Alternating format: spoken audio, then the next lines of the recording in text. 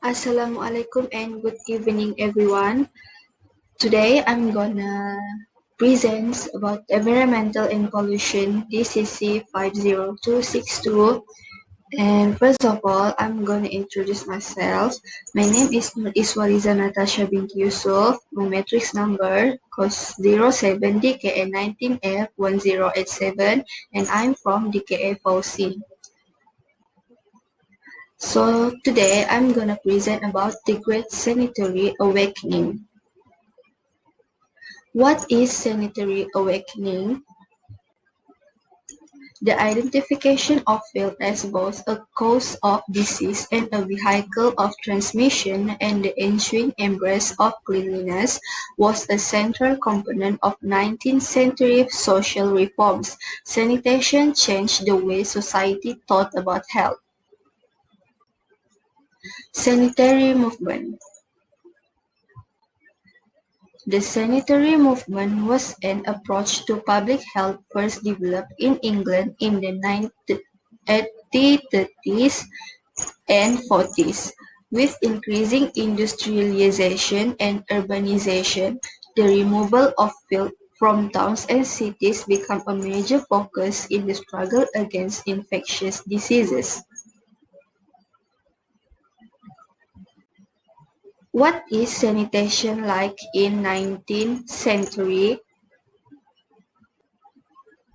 During the Victorian era in 19th century, health and sanitary conditions were not so great. Viruses and bacteria were quickly spread throughout London, such as tuberculosis, smallpox, measles, scarlet fever, and cholera.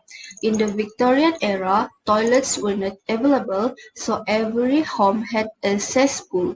Cesspools were cleaned only at night to reduce the smell and annoyance to the public.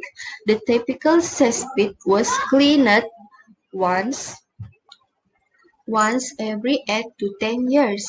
Before construction reforms were introduced in the early 19th century, liquid waste would seep away through the ground, leaving solid waste behind in the cesspit.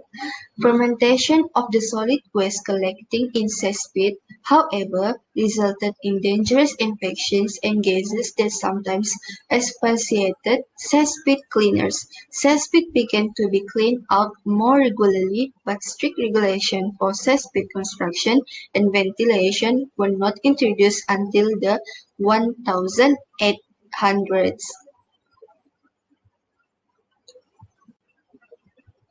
One of the biggest sanitary downgrades was the transportation by horses and use of cesspool. In the 19th century, horses were the only source of transportation besides walking, of course. In the Victorian era, toilets were not available, so every home had a cesspool. The only known place with toilets was called the Crystal Palace. Cesspools were basically just deep holes that people would go to the bathroom. Over time, the cesspool would fill up and night workers would go around and empty them. It was illegal to empty cesspools in the daytime because of the disgusting smell.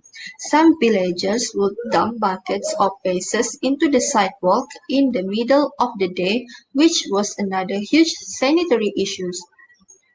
With all the cesspools in everyone's house, the sewage started to overflow the rivers. The Crystal Castle helped this cesspool disaster by having public toilets. The development of public activities in health.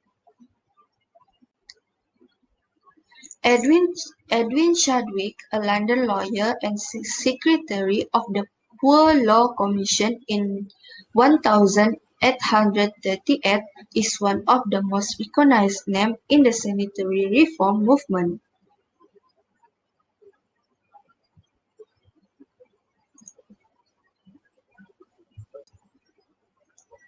The summary. To sum up everything that has been stated so far, public health plays an important role in disease prevention efforts in both the developing world and in developed countries through local health system and non-governmental organizations.